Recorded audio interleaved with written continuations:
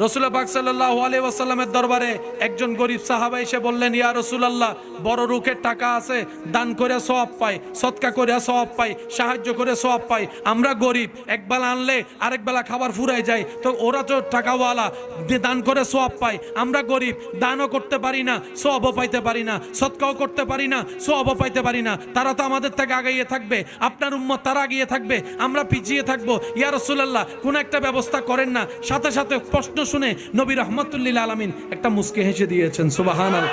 মুস্কি হেসে বলে, উম্মত মন ছোট কইরো না, শুনো শুনো শুনো, কাছে আসো, শুনো। রাতের বেলা ঘুমানোর সময় 33 বার সুবহানাল্লাহ বলবা,